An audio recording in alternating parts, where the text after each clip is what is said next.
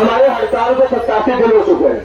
ये दर्शाता है कि हम लोग चुपचाप बैठने वालों में से नहीं है, हम लोग मुंह झुकने वालों में से नहीं है, और हमें हराना इतना आसान नहीं होने वाला है। चाहे जीएमओ का प्रशासन कितने भी कोशिश कर ले, हम तब तक डटे रहेंगे जब तक हमारी मांग नहीं मानी जाती, जब तक हमें हजारों जो वर्कर्स निकाले गए हैं, मजदूरों को निकाला गया है, जब तक अंदर नहीं रखा जाता, उनसे हम लोग यहाँ डटे रहेंगे, अपनी ताकत उठाते रहेंगे। सबसे पहली बात तो ये है, और इसके लिए आपको पूरा सलाम बनता है, क्रांतिकारी इस्तेमाल बनता है। दूसरी बात कि आज हमें कुछ चीजें समझने की भी जरूरत है कि आज पूरे ऑटोमोबाइल सेक्टर के हालात क्या है।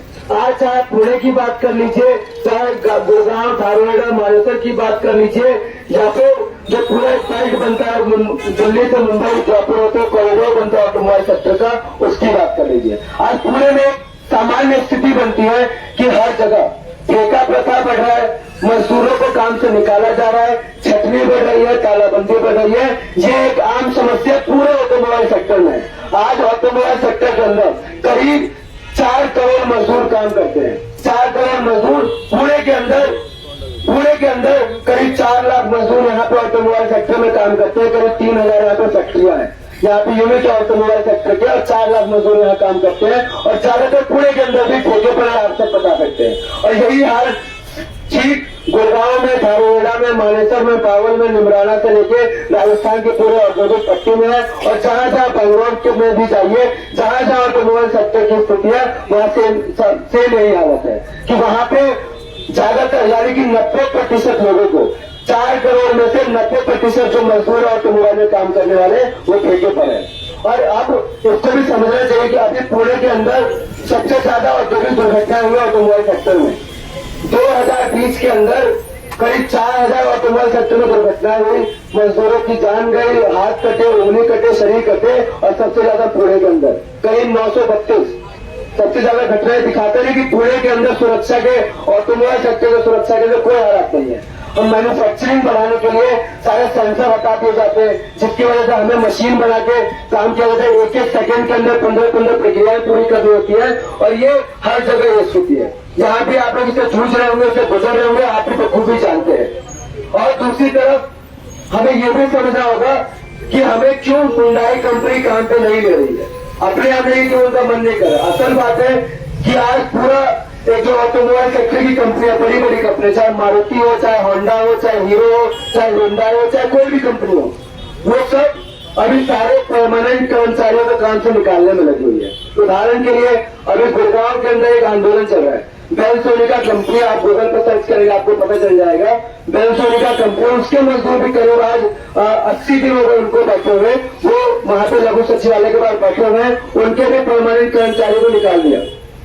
उसके अलावा हिताची कंपनी से लेकर मतलब तमाम वहां पे ऐसी कंपनियां हैं जहां लगातार आंदोलन चलते हैं। अलग अलग जगह मजदूर धरने पे बैठे रहते हैं। कई आंदोलन 6-6 महीने चलते हैं। आपको याद होगा हीरो का आंदोलन चला था 2016-17 में, वो कई महीनों तक चला था। जनता मिलकर तो उसके मजदूर बैठे थे। उससे पहले आपको सबसे बड़ा आंदोलन जो मारुति का आंदोलन हुआ था 2011-12 में, जहाँ पे हजारों मजदूर सड़क पे आ गए थे, पूरा गुड़गांव का ऑटोमोबाइल साइड जाम हो गया था। वो आज तक के ऐतिहासिक आंदोलनों में से है। उसके मैनेजर था, उसने क्या कहा था आपको पता है? उसके मैनेजर ने कहा था कि अब मजदूरों का संघर्ष वर्ग संघर्ष है, यानी कि जो मालिकों और मजदूरों के खिलाफ होने वाला संघर्ष है, जो मजदूर मालिक के खिलाफ लगता है, सीधा वो संघर्ष है। तो वो संघर्ष जो मारुति में हुआ था, आज उसी को हम अलग स्तर पे यहाँ पे दोहरा रहे हैं, क्योंकि हम भी यहाँ अपने पक्के रोजगार के लग रहे हैं। और साथ ही साथ आज ये भी समझिए कि हर जगह जो खासतौर पर मोदी सरकार है, इन सारी चीजों को जटिल बनाती जा रही है। कैसे? अभी 4 लेबर कोड मोदी सरकार नहीं कह रही है। 4 लेबर कोड में पहली चीज क्या है? एक तो काम के घंटे बढ़ा दिए जाएंगे, पक्का रोजगार की कोई गारंटी नहीं है। हड़ताल करने के लिए, अभी तो हम हड़ताल में बैठे हैं, हड़ताल करने के लिए भी 6 महीने पहले नोटिस देना पड़ेगा। 6 से 3 महीने पहले नोटिस देना पड़ेगा, तब आप हड़ताल करते हैं, वरना आपकी हड़ताल भी गैर कानूनी कहलाएगी। या फिर कोई अगर कंपनी में 300 तक वर्कर काम करते हैं, वो कंपनी अपने आप को तालाबंदी करना चाहे, जैसे आपके साथ हुआ, आपकी कंपनी ने हजारों वर्कर को निकाल दिया। अगर किसी कंपनी में 300 वर्कर तक काम करते हैं, उस कंपनी को कभी भी बंद कर सकते, सरकार से परमिशन लेने की जरूरत नहीं है। ये 4 लेबर कोड में लिखा है। और साथ ही साथ काम के घंटे बढ़ाने से लेकर वेतन घटाना, ये सब उसके जरिए है। तो आने वाले समय में ये तो साफ है कि चुनौतियां बढ़ने वाली है। और हमारा ये संघर्ष यहाँ पे एक मिसाल पेश करेगा आने वाले समय में, अगर हम लोग यहाँ डटे रहते हैं, अपनी लड़ाई को आगे बढ़ाते हैं। पर हम लोग आपसे अपने कुछ अनुभव भी साझा करना चाहेंगे जो हमने इस दौरान देखे अलग अलग इलाकों में संघर्षों को लड़ते हुए। एक आम चीज है जो अभी तक सारे संघर्षों में हुई है, वो आम चीज क्या है कि जितने आंदोलन हुए हैं, चाहे वो गुड़गांव में हो, चाहे मुंबई में हो, चाहे बैंगलोर में हो, चाहे यहाँ पुणे में हो। अभी पुणे में भी बजाज का आंदोलन हुआ था, आपको पता होगा। उससे पहले एक और आंदोलन हुआ था। ज्यादातर आंदोलन असफल हुए। सच्चाई है कि नहीं? ज्यादातर आंदोलन में या तो आंशिक जीत मिली है, छोटी मोटी जीत मिली है। जिन मांगों पर एक आंदोलन शुरू हुआ था, सरकार या प्रशासन या मालिकान पूरी तरह मांगों को नहीं माना। तो उसके पीछे हमें लगता है कि कारण को समझना चाहिए। कारण क्या है? आज के समय में जितने भी अलग अलग फैक्ट्रियां हैं, फैक्ट्रियों में मजदूरों को बिखा दिया गया है। उदाहरण के लिए पहले फैक्ट्री होती थी, एक फैक्ट्री में 50,000 मजदूर काम करते थे, 1 लाख मजदूर काम करते थे। आज ऐसा कहीं नहीं है। आज किसी भी फैक्ट्री में 4,000 5,000 से ज्यादा वर्कर काम नहीं करते। आपकी फैक्ट्री में 3 या 4,000 से ज्यादा नहीं होंगे, इससे ज्यादा कहीं नहीं। आप पूरे मारुति में भी जाएंगे, मारुति के सबसे बड़ा प्लांट है भारत का, वहां पे 16,000 वर्कर है, उसमें से करीब 12,000 ठेके पर है। तो इससे समझा जा सकता है कि इसको पूरा बिखर दिया गया है और वहां पे हर बार मजदूर बदल जाते हैं। तो पहली चीज हमें ये समझने की जरूरत है कि आज एक फैक्ट्री में के भीतर रह के हम अपनी लड़ाई को पूरी तरीके से नहीं जी सकते। आज जरूरत क्या है? आज जरूरत है हमें अपनी लड़ाई को पूरे इलाके में फैलाने की। उदाहरण के लिए 2005 में एक रिको कंपनी है, वहां पे एक मजदूर की गार्ड से, वहां मालिकों के गार्ड ने हत्या कर दी। उसके बाद पूरा गुड़गांव का ऑटोमोबाइल सेक्टर कंपनियां बंद हो गए। सारे लाखों मजदूर, ये ऐतिहासिक घटना है, लाखों मजदूर सड़कों पे आ गए। पुलिस से लेकर प्रशासन, फौज सब कराया, कोई कुछ नहीं कर पाया। ये मजदूरों की ताकत है कि लाखों मजदूर सड़कों पे आ गए तो कोई कुछ नहीं कर पाया। तो इसके लिए आज जो सबसे पहली चीज है कि हमें सेक्टर के आधार पर ऐसे यूनियनें खड़ी करनी होंगी, तभी हम लोग फैक्ट्री की लड़ाई को भी जीत पाएंगे। क्योंकि ये सिर्फ आपकी बात नहीं है, ये पूरे ऑटोमोबाइल सेक्टर और अलग अलग सेक्टरों की बात है। और जहां जहां पे सेक्टर के आधार पर यूनियनें खड़ी हुई हैं, जहां जहां इलाके के आधार पर यूनियनें खड़ी हुई है, वहां पे जीत मिली है। और ये पूरे विश्व भर में आप उदाहरण देखिए, उठा के चाहे भारत में देखिए, उन्हीं जगहों पर जीत हासिल हो रही है। वही के मजदूर लड़ पा रहे हैं। क्यों ये समझिए। एक फैक्ट्री के अंदर मान लीजिए आप हजारों को करोड़ों काम पे नहीं लेते, वो नए मजदूरों को काम पे रख लेंगे। नए मजदूर आ जाएंगे, सारे ठेके पे होंगे। कोई पक्का नहीं होगा, सारे ठेके पे होंगे, सबको ठेके पे काम कराएंगे, 6 महीने बाद हटा देंगे। यहाँ भी 6 माही प्रथा चलती होगी, 6 माही प्रथा से लेकर अलग अलग लोग प्रथा यहाँ पे शुरू कर चुके हैं लोग, तो उनको हटा देंगे तो मजदूर बदलते रहेंगे। तो इसीलिए अगर हम एक फैक्ट्री की लड़ाई को लड़ते हैं तो उसके लिए मालिकों की ताकत मजबूत होती है। उनके पास पुलिस की, प्रशासन की, यहाँ लेबर कोर्ट भी तो उन्हीं का है। लेबर कोर्ट क्या करता है? आमतौर पर समझौते करवाता है, ज्यादातर समझौते मालिकों के पक्ष में होते हैं। तो ये भी सारी ताकत अगर एक फैक्ट्री के आधार पर चलेंगे तो मालिकों के पास होगी, उनका पलड़ा भारी होगा। अगर हम लोग पूरे अगर बेल्ट के, उदाहरण के लिए आप पूरे पुणे के बेल्ट के, ऑटोमोबाइल के बेल्ट के मजदूरों को इकट्ठा करेंगे, मेरे को लड़ाई लंबी है, 2 दिन का काम नहीं है, हम समझते हैं। अगर हम पूरे ऑटोमोबाइल सेक्टर के मजदूरों को इकट्ठा करेंगे तब जाकर हम किसी भी फैक्ट्री की लड़ाई को जीत सकते हैं। अगर मान लीजिए आज यहाँ पे सेक्टर की यूनियन होती तो हम लोग सारे फैक्ट्रियों के मजदूर यहाँ पे 2 दिन में उसको मानना पड़ता, चाहे होंडाई हो चाहे कोई भी कंपनी का बात तक झुकता। अगर यहाँ पे सेक्टरगत या इलाका यूनियन होती तो आज सबसे बड़ी चुनौती आज के समय में यही है कि एक ऐसी यूनियन को हमें खड़ा करना होगा जो सिर्फ फैक्ट्री के आधार पर न करियो, बल्कि इलाके के आधार पर करियो, सेक्टर के आधार पर करियो। तभी हम लोग आने वाले समय में अपनी लड़ाई को जीत पाएंगे। वरना आज लगातार जिस तरीके से मोदी सरकार से लेकर जितनी सरकारें कानून बना रही है, कल हमारे हड़ताल करना तक मुश्किल हो जाएगा। जैसा बताया भी, ये कानून भी आ चुका है। तो इसीलिए हम लोग आपके इस हड़ताल का समर्थन करते हैं। इस हड़ताल को, इस लड़ाई को हम आगे ले जाने का वादा करते हैं। अभी जो यात्रा चलेगी, हम लोग ये मांग को भी उठा रहे हैं कि सबको पक्का रोजगार मिलना चाहिए। हमारी सबसे पहली मांग ही यही है कि भगत सिंह राष्ट्रीय रोजगार गारंटी कानून सरकार पारित करे, जिसमें हर एक काम करने वाले हाथ को पक्का रोजगार मिले साल के 365 दिन। और सरकार अगर पक्का रोजगार नहीं दे पाती है तो कम से कम 10,000 रुपए बेरोजगारी भत्ता दे। ये हमारी पहली और सबसे जरूरी मांग है, क्योंकि बेरोजगारी बढ़ गई है। आज बेरोजगारी बढ़ गई है, 32 करोड़ लोग तो भारत में बेरोजगार है। तो ये सबकी मांग बनती है, इसलिए हम आपकी मांग को भी लेके जाएंगे। तो हम लोग ये यात्रा आने वाले 3 मार्च तक जारी रहेगी। हम लोगों ने आपसे फैसला लिया, आपको संपर्क किया, इस पूरी बात को आपकी हड़ताल को हम लोग गुड़गांव में भी चलाएंगे, आगे हम लोग मुंबई की ओर बढ़ रहे हैं, मुंबई दिल्ली हर जगह लेके जाएंगे ताकि देश भर के मजदूरों की एकता बढ़ेगी, तभी कुछ हो सकता है। और आप भी अपने स्तर पे यहाँ पुणे के अंदर जितने मजदूर हैं रैली निकालने से लेकर तमाम ऐसी गतिविधियों से कि उन तक बात पहुंचे, क्योंकि मालिक यही चाहते हैं कि मजदूर एक दायरे में सिमट जाए, वो उनकी हड़ताल में खत्म हो जाए, और तमाम जगहों पर यही हो रहा है। अगर हम लोग इस पूरे इलाके में, पुणे के पूरे ऑटोमोबाइल सेक्टर के इलाके में अपनी बात चलाने में सफल होंगे तो हमारी जीत के चांस और बढ़ जाएंगे, वरना मालिकों को बहुत ज्यादा फर्क नहीं पड़ेगा कि यहाँ पे मजदूर कितने बैठे नहीं बैठे, क्योंकि उनकी ताकत अभी मजबूत है। तो हम लोग उसी उम्मीद के साथ आपके साथ आए भी, आपका समर्थन करते हैं, और आगे जहां भी जरूरत पड़ेगी हम लोग आपके साथ खड़े होंगे कंधे से कंधा मिला के, ताकि इस लड़ाई को जीता जा सके, जनरल मोटर के प्रशासन को हराया जा सके, जो हिंडाई का प्रशासन है उसे मजबूर कर सके कि एक एक मजदूर को वापस दे दो, पक्का कर्मचारी का दर्जा दे, ये साथ मिलकर हो सकता है। तो ठीक है, मैं बात करूंगा, इनकलाब जिंदाबाद जिंदाबाद जिंदाबाद, मजदूर एकता जिंदाबाद जिंदाबाद जिंदाबाद, कर्मचारियों को वापस लेना होगा, लेना होगा लेना होगा, सभी कर्मचारियों को वापस लेना होगा, लेना होगा लेना होगा, कांग्रेस सरकार मुर्दाबाद, मुर्दाबाद मुर्दाबाद, मोदी सरकार मुर्दाबाद, मुर्दाबाद मुर्दाबाद, पक्का रोजगार देना होगा, देना होगा देना होगा, इनकलाब जिंदाबाद। जिंदाबाद जिंदाबाद। कामगार कष्टकरी भावानो, एक फक्त भगतसिंग जनाधिकार यात्रेच्या निमित्तानं कामगारांमध्ये आणि कष्ट करणाऱ्यांमध्ये जास्तीत जास्त कामगार विरोधी जे मोदी सरकारचे धोरणं आहेत त्या धोरणांची माहिती कामगारांना व्हावी, त्यांचं राजकीय शिक्षण प्रशिक्षण व्हावं, या उद्देशाने आम्ही 4 पुस्तिका काढलेल्या आहेत। आता अध्यक्ष नाहीयेत तर युनियनचे जनरल मोटर्स एम्प्लॉईज युनियनचे कोणी प्रमुख असतील तर त्यांनी यावं। ही पुस्तकं जे आहेत भगतसिंग जनाधिकारी पदयात्रेतले जे सहकारी आहेत आमचे साथी ललिता ते त्यांना देतील।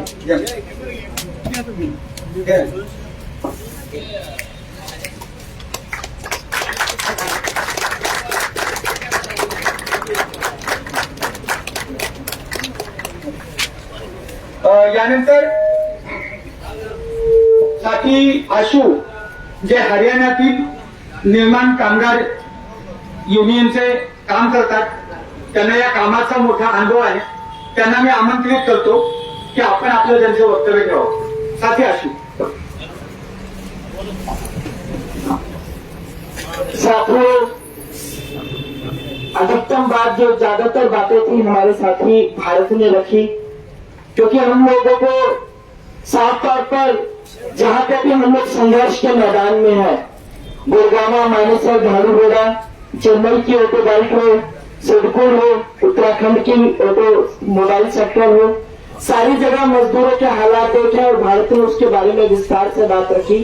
हम लोगों का साफ तौर पर यही मानना है कि आज अपनी इलाकाई यूनियन, अपनी सेक्टरगत यूनियन बनाने की जरूरत बहुत ज्यादा है। हम लोग जानते हैं कि पूरे भारत के अंदर जो ऑटोमोबाइल सेक्टर है वो पूरे जीडीपी के अंदर भी सबसे ज्यादा हिस्सा उनका है। अगर मैन्युफैक्चरिंग यूनिट की बात की जाए, कपड़ा उद्योग और ऑटोमोबाइल सेक्टर बराबर पड़ता है। आप लोगों के पुणे के अंदर हम लोग अखबारों में रिपोर्ट देखते हैं, सबसे ज्यादा जो दुर्घटनाएं होती है मजदूरों की, चाहे उंगलियां कटती हो, चाहे तमाम और औद्योगिक दुर्घटनाएं होती हो, उसके अंदर पुणे पूरे भारत के अंदर नंबर 1 पे आता है। तो यहाँ पे मजदूरों के हालात कैसे हैं ये हम लोग जानते हैं।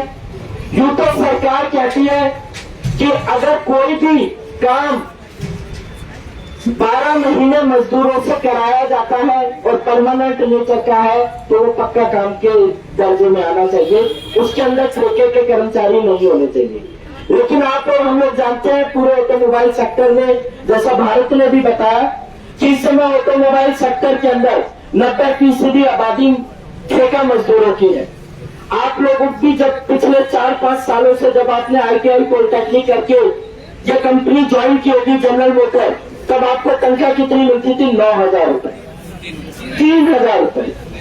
जो ट्रेनी है, जो कहा जाए अप्रेंटिस वर्कर है, उनको तो और भी ज्यादा कम मिलती होगी। 3,000 रुपए में आप लोगों ने शुरुआत की और आप लोग देखेंगे 4-5 साल में जनरल मोटर के प्लांट 1 से 4 हो गए होंगे। और आपके हाथ में क्या आया? जनरल मोटर के प्लांट तो 1 से 4 हो गए। एक तेलंगाना में भी शायद प्लांट है उनका जनरल मोटर का, अब वो भी बंद कर दिया। तो पूरे भारत से प्लांट बंद के वो बाहर जाने की कोशिश में है। लेकिन एक बात समझने की जरूरत है, जब तक वो मुनाफा निचोड़ रहे थे आपसे, जब तक उनको मुनाफा था, तब तक आपको पूरा नींबू की तरह निचोड़ा और अपना कहा जाए शिकंजी का जूस बना के पिया आप लोगों का। अब जब उन्होंने देख लिया कि आप लोगों से कोई मुनाफा नहीं है और इस समय पूरे देश के अंदर जो हालात है, उन हालातों को देखते हुए हम लोगों को साफ तौर पर मानने की यही बात लगती है कि जो ऑटोमोबाइल सेक्टर के मजदूर हैं, जिसकी संख्या बताई भारत ने, उनको अगर इलाके के आधार पर या ऑटो सेक्टर के आधार पर हम लोग एकजुट नहीं करेंगे तो हमारे संघर्ष की एक सीमा होगी।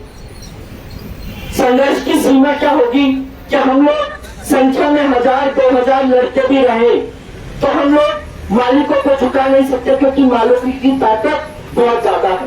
पूरा पुलिस प्रशासन से लेकर कोर्ट कचहरी आज उनके हाथ में है। इसलिए पूरा हम लोग अभी राजगुरु नगर से हम लोग चले थे 3:30 बजे, 3:30 बजे से चलते चलते यहाँ 5:30 बजे तक पहुंचे। 2-2.5 घंटे हम लोग औद्योगिक क्षेत्र में थे। एशिया के सबसे बड़े औद्योगिक क्षेत्रों में से पुणे का नंबर 3 नंबर का ये औद्योगिक क्षेत्र है। इतने बड़े औद्योगिक क्षेत्र के अंदर लाखों मजदूर हैं, यहाँ सड़कों से भी लाखों मजदूर गुजरते होंगे। हम लोगों को इन मजदूरों के बीच में अपने परिचय लेके जाने की जरूरत है। मजदूर चाहे किसी भी सेक्टर का हो, चाहे वो ऑटोमोबाइल सेक्टर का ना हो, उन मजदूरों से भी अपनी हड़ताल में हम लोग समर्थन लें, उनको कहें कि वो हड़ताल में हमारे साथ है, क्योंकि हम लोग मानते हैं एक मजदूर पे हमला यानी सब मजदूरों पे हमला। ये साफ तौर पर 2 वर्गों की लड़ाई है। जो आरसी भार्गव था, मारुति सुजुकी कंपनी का जनरल मैनेजर, उसने साफ तौर पर 2011 में जब 18 जुलाई की घटना हुई तो उसने ये कहा था ये वर्ग संघर्ष है, और हम मजदूरों को भी ये वर्ग संघर्ष के तौर पे देखना चाहिए और वर्ग संघर्ष के तौर में हम लोगों को अपना खेमा चुनना चाहिए। ये लड़ाई 2 खेमों की लड़ाई है। एक तरफ लुटेरे बैठे हैं और दूसरी तरफ मेहनत करने वाले लोग हैं जो सुई से लेकर जहाज तक बनाते हैं। जब इनकी फैक्ट्रियों की मशीनें चलती है तो आपका पसीना बहता है, जब इनका मुनाफा तिजोरियों में जाता है तो आप लोग मेहनत मशक्कत करते हैं, आप लोग इन फैक्ट्रियों में नींव की तरह धंसते हैं, तब ये इमारतें 4 मंजिला 5 मंजिला बनती है। लेकिन हम लोग नींव का पत्थर बन के इनकी इमारतें खड़ा करने के लिए नहीं है। हम लोग, आप लोग जानते होंगे, अभी एक पूंजीपति है नारायण मूर्ति, उसने कहा देश के मजदूरों को कितने घंटे काम करना चाहिए? 12 नहीं 18 घंटे। वो नौकर है, उनके नौकर कौन है पूंजीपतियों के? पता है कौन है? मोदी, शाह, कोई भी पूंजीपति पार्टी हो, वो असल में उनके मुनीम है, उनके मैनेजिंग डायरेक्टर है। उनसे वो 18 घंटे काम कराए, हमें कोई फर्क नहीं पड़ता। लेकिन हम मजदूर 18 घंटे 24 घंटे तक काम करेंगे जब ये देश, ये दुनिया, ये जहान हमारा होगा। हम ये तब काम करेंगे 18 घंटे जब इस देश की उत्पादन हमारे लिए होगा।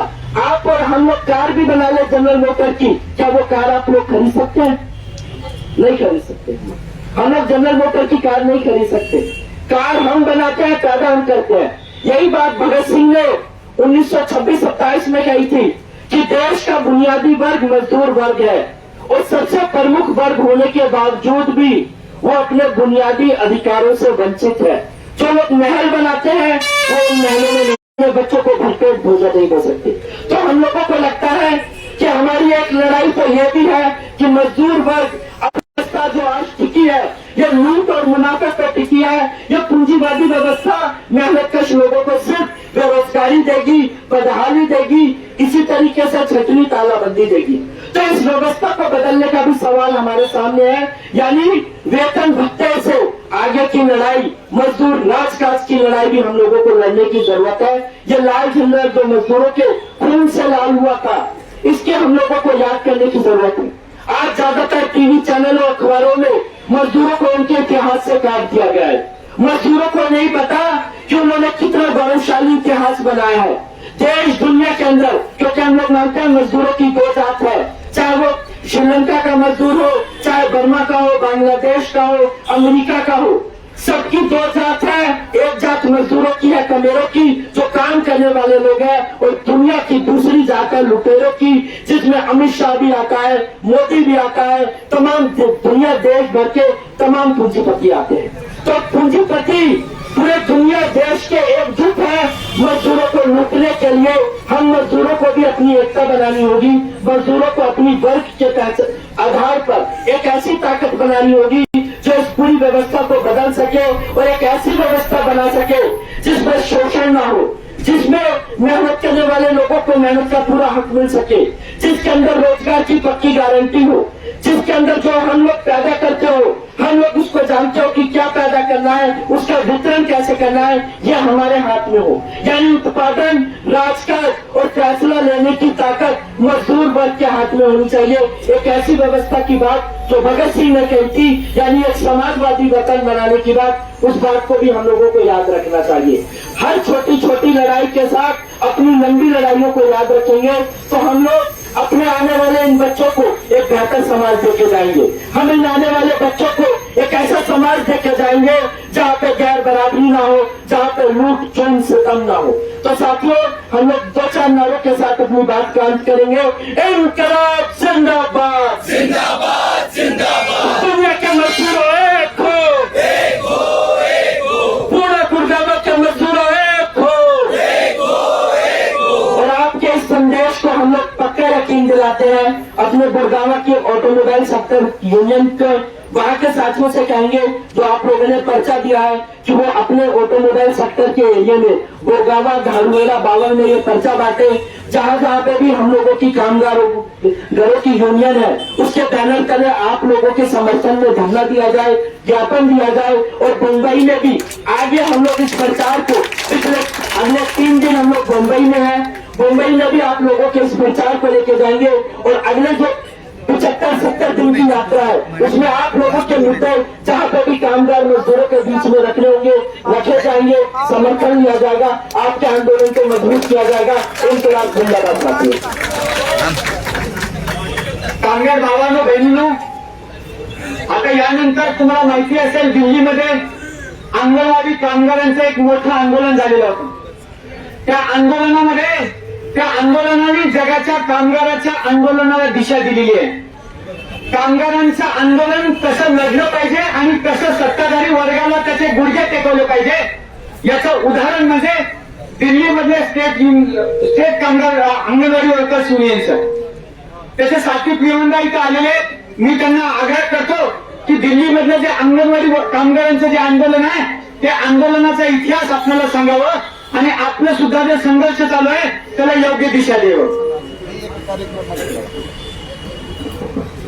साथियों, सबसे पहले तो Delhi state anganwadi workers and helpers union की तरफ से मैं आप सभी साथियों के इस क्रांतिकारी जज्बे, इस हिम्मत को अपना सलाम पेश करती हूँ कि आप सभी पिछले 87 दिनों से यहाँ सड़कों पर बैठे हैं।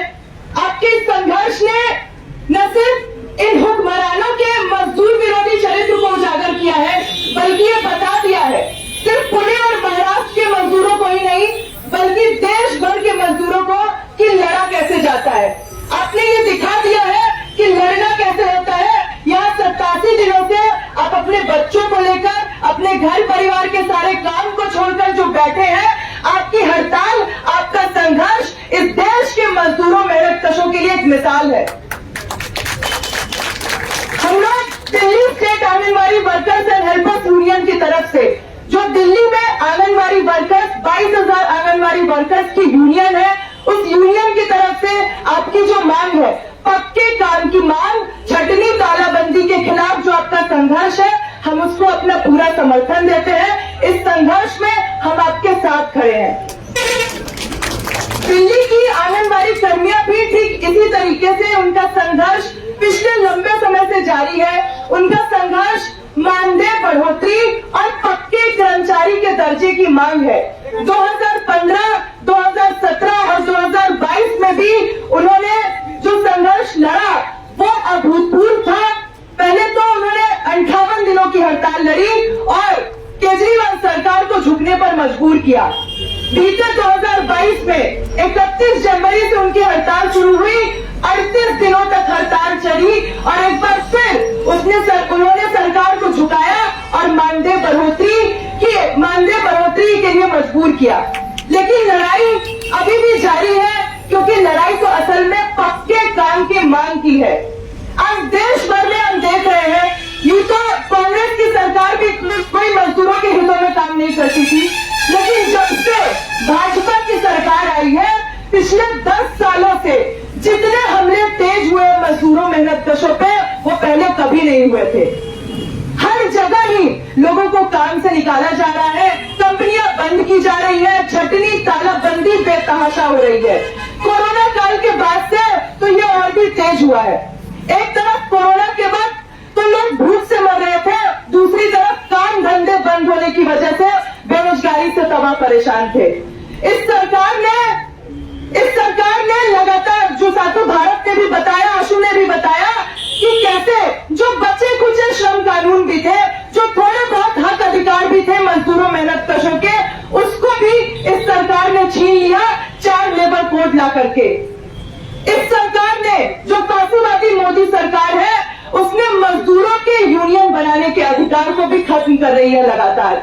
हम लोगों को समझना चाहिए, हम लोग भगत सिंह जन अधिकार यात्रा के तहत यही पैगाम लेकर के जा रहे हैं कि आज देश भर की मजदूर मेहनतकश आम जनता को ये समझना होगा कि उनकी असली दुश्मन कौन है।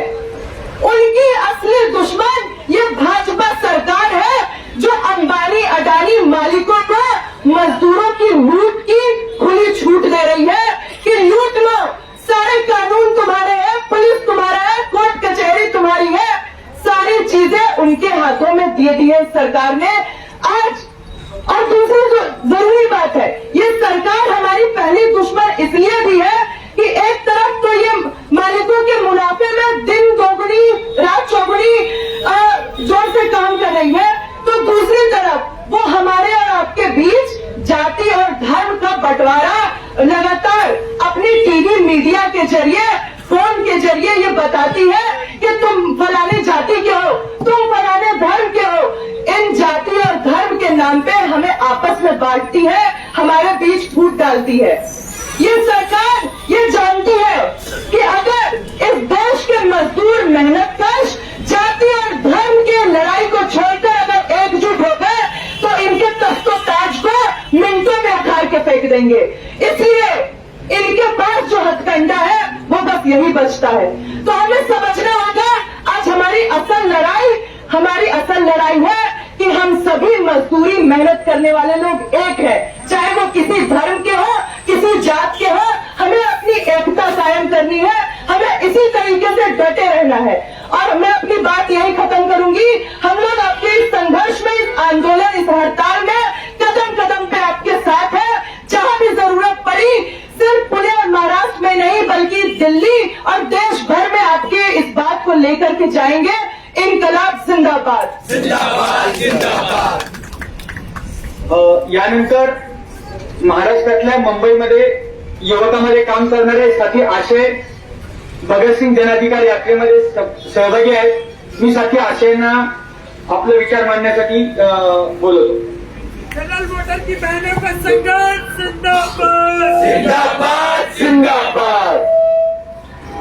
कामगार कष्टकरी बंधू भगिनींनो, सर्वप्रथम मी तुमच्या या संघर्षाला क्रांतिकारी सलाम पेश करतो। आज महाराष्ट्राच्या राजकारणाबद्दल आपण थोडंसं बोलून घेऊया। 2019 मध्ये निवडणूक झाली तेव्हा काही युत्या होत्या, काही आघाड्या होत्या। सगळ्या युत्या, सगळ्या आघाड्या निवडणुकीनंतर इकडे तिकडे झाल्या। आधी शिवसेना एक होती, त्या 2 झाल्या। राष्ट्रवादी एक होती, त्या 2 झाल्या। आधी एक सरकार बनलं, ते सरकार पडलं।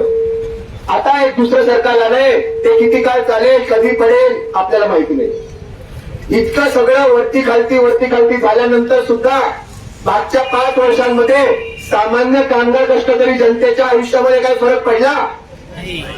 इतके वेगवेगळे मंत्री झाले, इतके वेगवेगळे नेत्यांनी मलाई चाटली, पण आपल्या आयुष्यामध्ये काय फरक पडला का? निवडणुकीच्या आधी तू कुत्रा हे रात्रंदिवस हे आपल्या समोर नाटकं केली आहे लोकांनी, पण आपल्या आयुष्यामध्ये काही फरक पडला यांच्या निवडणुकीनंतर? तर हीच गोष्ट आज भगतसिंग जनाधिकार यात्रा देशाच्या कानाकोपऱ्यामध्ये घेऊन जाण्याकरता मागच्या 10 डिसेंबर पासून बँगलोर पासून सुरू झाली आहे. बँगलोर पासून सुरू झालेली ही यात्रा कर्नाटक, आंध्र प्रदेश, तेलंगणानी झालेली आहे आणि महाराष्ट्रात परभणी आणि आता पुण्यापर्यंतही पोहोचलेली आहे. ही यात्रा आपल्या देशात जी बेरोजगारी, महागाई, भ्रष्टाचार आणि जाती धर्मांमध्ये दंगली भडकवली जाते या विरुद्ध ही यात्रा निघाली आहे. ही यात्रा माग करतीये की सर्वांचा पक्का रोजगाराचा अधिकार आहे, सर्वांना चांगलं शिक्षण, सर्वांना चांगली हॉस्पिटल, सर्वांना चांगली घरं मिळाली पाहिजे. हे आपले खरे मुद्दे आहेत. निवडणुकीच्या वेळेस नेते मंत्री येतात, बोलतात की आम्ही सगळ्यांना काम देऊ, सगळ्यांना घरी पाणी मिळेल, सगळ्यांना इलेक्ट्रिसिटी, बिजली मिळेल, पण निवडणुकीनंतर हे सगळं गायब होऊन जातात आणि मग पुढचे 5 वर्ष आपल्याला आपल्या अवस्थेमध्ये तसंच राहण्याकरता मजबूर सोडतात. आपल्याला हे समजण्याकरता गरजेचं आहे की पुढची निवडणूक जवळ आहे. 2024 मध्ये निवडणुकी येत आहे, तेव्हा हे सगळे नेते मंत्री परत आपल्या जवळ येतील आणि परत वेगवेगळ्या आपल्याला घोषणा देतील, वेगवेगळ्या आपल्याला हे म्हणतील की आपण हे करू ते करू. तेव्हा आपल्याला यांना जाब विचारणं गरजेचं आहे की मागच्या 5 वर्षांमध्ये काय झालं. मागच्या 5 वर्षांमध्ये बरेच लोक तर 2-2 सरकारांमध्ये येऊन गेले, तरीही आपल्या घरांना चांगले, आपल्या घरच्या मुलांना चांगल्या शाळा नाही मिळते, आपल्या घरच्या पोरांना चांगले हॉस्पिटल नाहीये, चांगले रस्ते नाहीये, एकदम मूलभूत अधिकार आजपर्यंत आपल्याला मिळाले नाहीये. ही यात्रा अजून पुढचे 2.5 महिने चालणार आहे. 3 मार्च पर्यंत देशाच्या विविध राज्यांमधनं जात ही दिल्लीला पोहोचणार आहे. 3 मार्चला या यात्रेचं समापन होणार आहे. मी आपल्या सगळ्यांना आग्रह करतो आणि आवाहन करतो की तुम्ही या यात्रेसोबत जोडून घ्या आणि या यात्रेमध्ये सहभागी व्हा. आपल्या मागण्या एक आहेत, सर्व कामगार कष्टकऱ्यांच्या मागण्या या एक आहेत आणि त्या मागण्यांना घेऊन पुढच्या निवडणुकीच्या आधी या सगळ्या नेत्या मंत्र्यांना मजबूर करण्यासाठी भाग पडा की कोणीही निवडणूक जिंके, आपल्या मागण्यांबद्दल त्यांना काहीतरी कळायलाच लागेल. मी एवढंच म्हणतो आणि तुमच्या सगळ्यांचा एक इन्कलाब जिंदाबाद या नारा देऊन मी आपलं बोलणं थांबवतो. इन्कलाब जिंदाबाद, जिंदाबाद जिंदाबाद, इन्कलाब जिंदाबाद, जिंदाबाद जिंदाबाद. यानंतर तेलंगणामधून आमचे साथी सुजन इथं आलेले आहेत, त्यांना मी आपलं मत मांडण्यासाठी आमंत्रित करतो.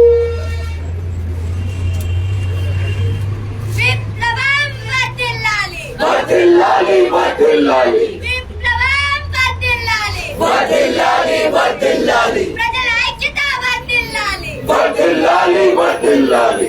మిత్రులారా, ఈ రోజు మీ ముందు తెలుగులో మాట్లాడుతున్నాను, కొద్దిగా అర్థం చేసుకునే ప్రయత్నం చేయండి. ఈ రోజు మనందరి ముందు ఈ సమస్య ఏదైతే ఉందో 1000 మందిని పనిలోంచి తీసేయడం అనేది చాలా పెద్ద సమస్యగా, 87 రోజుల నుంచి ఇంత పెద్ద పోరాటం చేయడం అనేది చాలా పెద్ద విషయం. ఇంతకు ముందు మన మిత్రులు ఆశు, ప్రేమల, భారత్ చెప్పిన విధంగా ఇది చాలా పెద్ద పోరాటాన్ని ముందుకు తీసుకెళ్లాల్సిన అవసరం, బాధ్యత మనందరి మీద ఉన్నాయి. మనందరం మన జీవితాలను మెరుగుపరుచుకునేందుకు, మన పిల్లల జీవితాలను మెరుగుపరుచుకునేందుకు చేస్తున్న ఈ పోరాటానికి నవజవాన్ భారత్ సభ తరఫున, నేను ఆంధ్రప్రదేశ్ లో నవజవాన్ భారత్ సభ తరఫున పనిచేస్తున్నాను. నవజవాన్ భారత్ సభ తరఫున పూర్తి మద్దతు తెలుపుతూ భగత్ సింగ్ ఆశయాలను సాధించేందుకు ఈ పోరాటాలన్నీ ఆ దిశగా ముందుకు సాగాలని, ఈ పూర్తి పయనంలో కేవలం మన కార్మిక హక్కులు సాధించుకోవడం కోసమే కాదు, మనం ఒక సామ్యవాద రాజ్యాన్ని, కార్మికుల రాజ్యాన్ని ఏర్పాటు చేసుకునేంత వరకు ఈ పోరాటం సాగాలనే సందేశాన్ని ఇస్తూ నేను ముగిస్తున్నాను. విప్లవం వర్ధిల్లాలి, वर्धिल्लाली वर्धिल्लाली, కార్మికుల ఐక్యత వర్ధిల్లాలి, वर्धिल्लाली वर्धिल्लाली, కాంట్రాక్టీకరణ రద్దు చేయాలి, रद्द చేయాలి రద్దు చేయాలి, కార్మికుల ఐక్యత వర్ధిల్లాలి, वर्धिल्लाली वर्धिल्लाली, సాధిద్దాం సాధిద్దాం. साधिद्दाम साधिद्दाम. साथी सुजननी तेलुगू भाषेमध्ये आपलं मत मांडले, त्याचं थोडक्यात काय बोलले याचं मराठीमध्ये अनुवाद साथी ललिता करतो. सुजनने हे सांगितलं की ही लढाई आपली खरी लढाई आहे, आपल्या खऱ्या मागण्यांबद्दल ही लढाई आहे. तर आपल्याला एकत्र राहावं लागेल आणि आपले तात्कालिक मुद्दे हे आहेत की सर्व कामगारांना पक्का रोजगार मिळाला पाहिजे, पण जी दीर्घकालिक आपली मागणी हीच असली पाहिजे की आपल्याला असं राज्य बनवावं लागेल ज्याच्यात सर्व कामगारांना सर्व हक्क असतील आणि आपणच आपलं राज्य आपण चालवू शकतो अशी परिस्थिती आपल्याला निर्माण करावी लागेल. त्यासाठी आपली एकता खूप गरजेची आहे आणि त्यासोबत त्यांनी या लढाईसाठी त्यांचा पाठिंबा सुद्धा दिला.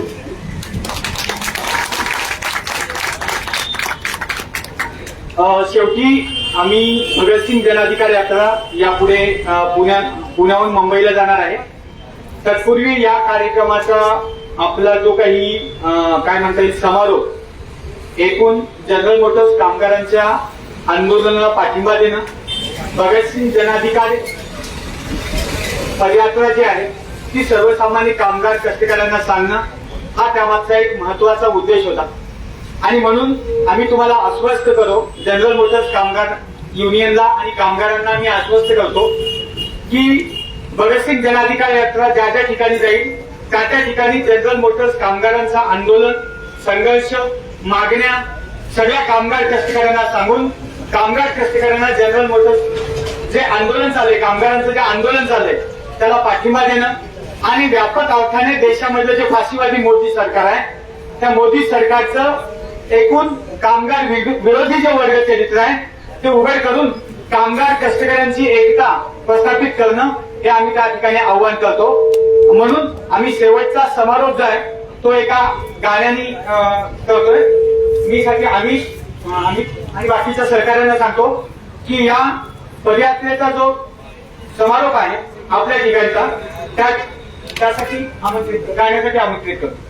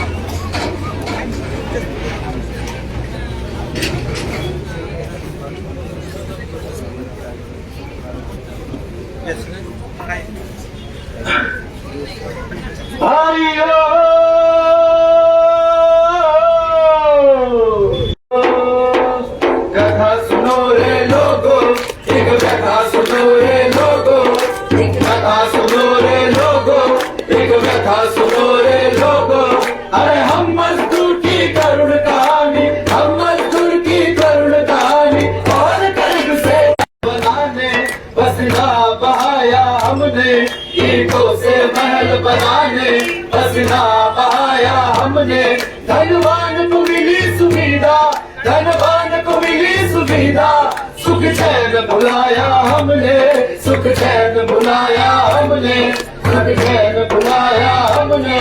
अरे अपना ही रहने का वादा, अपना ही रहने का वादा, वास्ते की महंगाई, क्योंकि ये धनिकों का राज है, ये धनिकों का राज है। खाने को जाना नहीं, पीने को पानी नहीं, रहने को घर नहीं, उड़ने को कपड़ा नहीं। ये कैसा राज है भाई, ये झूठा राज है भाई, ये कैसा राज है भाई, ये झूठा राज है भाई। भाइयों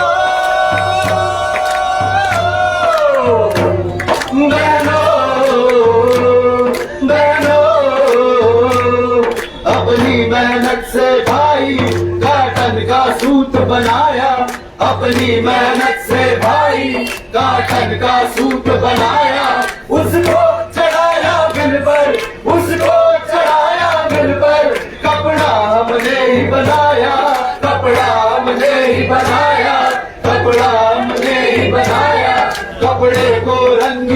बिरंगी, झालर भी चढ़ाई हमने, कपड़े को रंग बिरंगी, झालर भी चढ़ाई हमने।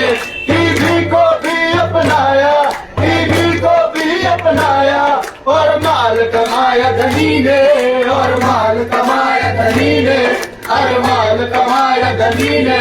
अरे अहमद नंगे मुर्दा घाट पे, अहमद नंगे मुर्दा घाट पे, कफन की महंगाई,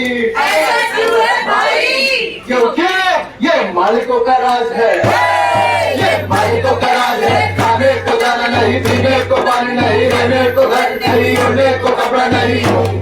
ये कैसा राज है भाई, ये झूठा राज है भाई, ये कैसा राज है भाई, ये झूठा राज है भाई। भाइयों बहनों बहनों, अब खबर सुनो एक राजी, सरकार की सौदेबाजी, अब खबर सुनो एक राजी, सरकार की सौदेबाजी। धनवान को खुश रखने को, धनवान को खुश रखने को, हमसे ही की दगाबाजी, हमसे ही की दगाबाजी, हमसे ही की दगाबाजी। एक कानून पास कराया, हमें गुनहगार ठहराया, एक कानून पास कराया, हमें गुनहगार ठहराया। चोपड़े को पुलिस के हाथों, चोपड़े को पुलिस के हाथों, बेरहमी से तुड़वाया, बेरहमी से तुड़वाया, बेरहमी से तुड़वाया। अरे 3 साल की सजा भी हो गई, 3 साल की सजा भी हो गई, और मिली पिटाई, क्योंकि ये पुलिस का राज है, ये पुलिस का राज है। खाने को दाना नहीं, पीने को पानी नहीं, ओढ़ने को घर नहीं, ओढ़ने को कपड़ा नहीं। ये कैसा राज है भाई, ये झूठा राज है भाई, ये कैसा राज है भाई, ये झूठा राज है भाई। भाइयों बहनों बहनों, अब जात धर्म को छोड़ो, मजदूर का रिश्ता छोड़ो, अब जात धर्म को छोड़ो, मजदूर का रिश्ता छोड़ो। ऐसे संगठना के बल पर, ऐसे संगठना के बल पर, झूठे संसद को तोड़ो, झूठे संसद को तोड़ो, झूठे शासन को तोड़ो। जब अपना शासन होगा, सबके घर राशन होगा, जब अपना शासन होगा, सबके घर राशन होगा। दुनिया मजदूर के बल पर, दुनिया मजदूर के बल पर, मजदूर का शासन होगा, मजदूर का शासन होगा, मजदूर का शासन होगा। अरे नारा लगाओ इनकलाब का, नारा लगाओ इनकलाब का, बिगड़ेगी बुराई। जब मजदूर का राज होगा, जब मजदूर का राज होगा, खाने को दाना होगा, पीने को पानी होगा, रहने को घर होगा, ओढ़ने को कपड़ा होगा। इस राज को लाना भाई, इस राज को लाना भाई, इस राज को लाना भाई, इस राज को लाना भाई, इस राज को लाना भाई, इस राज को लाना भाई। भाइयों इस राज को लाना भाई, इस राज को लाना भाई, इस राज को लाना भाई, ना भाई।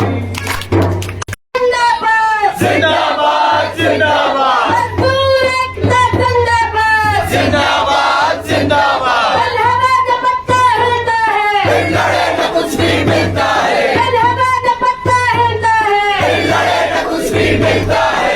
लड़ेंगे लड़ेंगे, जीतेंगे जीतेंगे, लड़ेंगे लड़ेंगे, जीतेंगे जीतेंगे। हड़ताल हमारी जारी है, जारी है जारी है, हड़ताल हमारी जारी है, जारी है जारी है। जनरल मोटर्स मुर्दाबाद, मुर्दाबाद मुर्दाबाद, जनरल मोटर्स मुर्दाबाद, मुर्दाबाद मुर्दाबाद, हुंडई कंपनी मुर्दाबाद,